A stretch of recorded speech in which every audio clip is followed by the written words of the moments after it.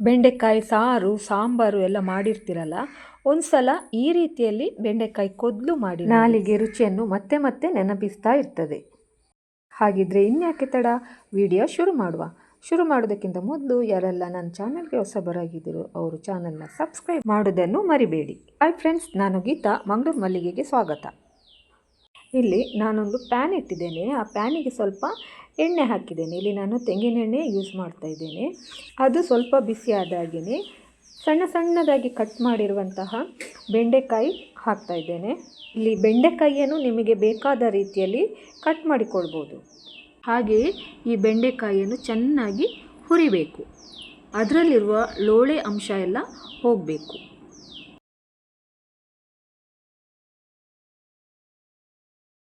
ಇಷ್ಟು ಸಾಕು ಹುರಿದದ್ದು.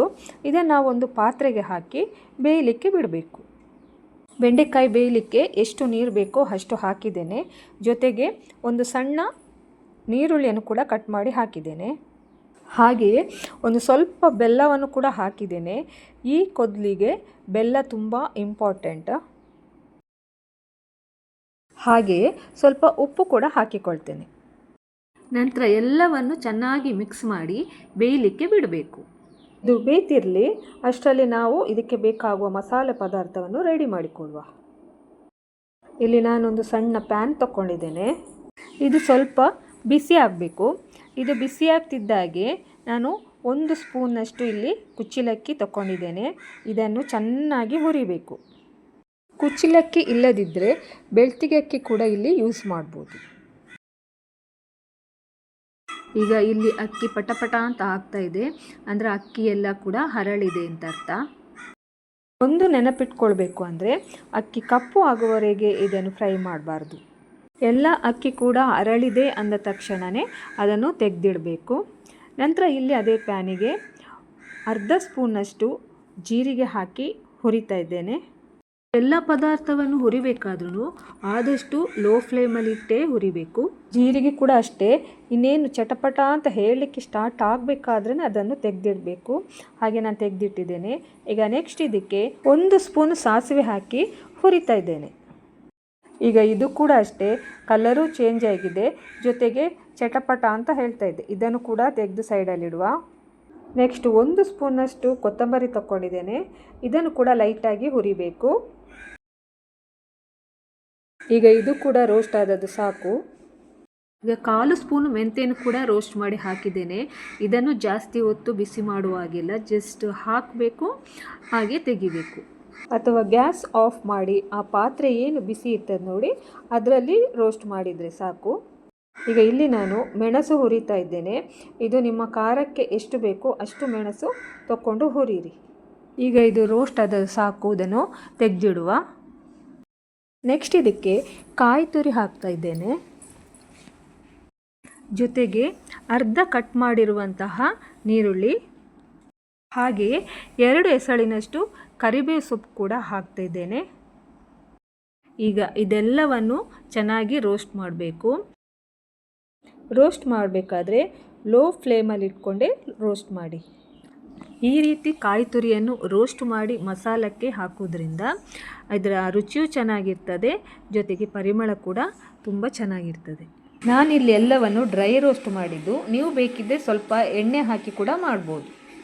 ಈಗ ಇದು ರೋಸ್ಟ್ ಆದದ್ದು ಸಾಕು, ಇನ್ನೂ ಇಟ್ಟರೆ ಇದು ಕಪ್ಪಾಗ್ತದೆ. ಈಗ ರೋಸ್ಟ್ ಮಾಡಿರುವಂತಹ ಎಲ್ಲ ಪದಾರ್ಥಗಳು ತಣ್ಣಗಾದ ಮೇಲೆ ಅದನ್ನು ಮಿಕ್ಸಿ ಜಾರಿಗೆ ಹಾಕಿ ಅದರ ಜೊತೆಗೆ ಒಂದು ಸ್ವಲ್ಪ ಹುಳಿ ಹಾಕಿ ನೈಸಾಗಿ ಕಡಿಬೇಕು. ಹಾಗೆಯೇ ನಾವಿಲ್ಲಿ ಬೇಯಲಿಕ್ಕಿಟ್ಟಂತಹ ಬೆಂಡೆಕಾಯಿ ಕೂಡ ಬೆಂದಿದೆ.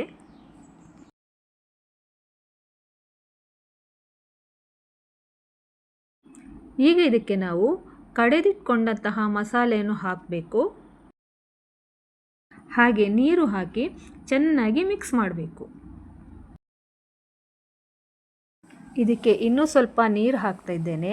ಇದನ್ನು ದಪ್ಪ ಮಾಡಬಾರ್ದು, ಸ್ವಲ್ಪ ತೆಳ್ಳಗೆ ಮಾಡಬೇಕು. ಯಾಕೆಂದರೆ ಇದರಲ್ಲಿ ನಾವು ಅಕ್ಕಿ ಹುರಿದು ಹಾಕಿರೋದ್ರಿಂದ ಅದು ದಪ್ಪಗಾಗ್ತದೆ.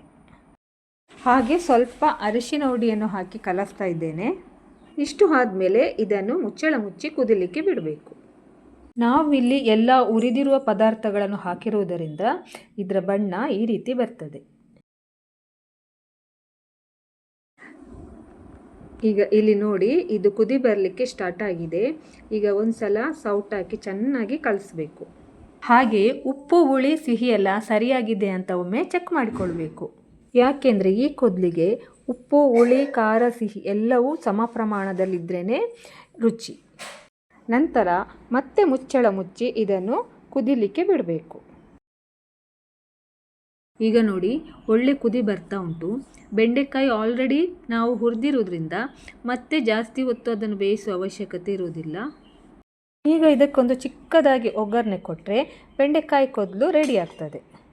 ಇಲ್ಲಿ ಒಗ್ಗರಣೆ ಕೊಡಲಿಕ್ಕೆ ಸೌಟಿಗೆ ತೆಂಗಿನೆಣ್ಣೆ ಹಾಕಿದ್ದೇನೆ. ಹಾಗೆ ಎಣ್ಣೆ ಕಾದಿದೆ, ಅದಕ್ಕೆ 2 ಸಣ್ಣ ಸ್ಪೂನಷ್ಟು ಸಾಸಿವೆ ಹಾಕಿದ್ದೇನೆ.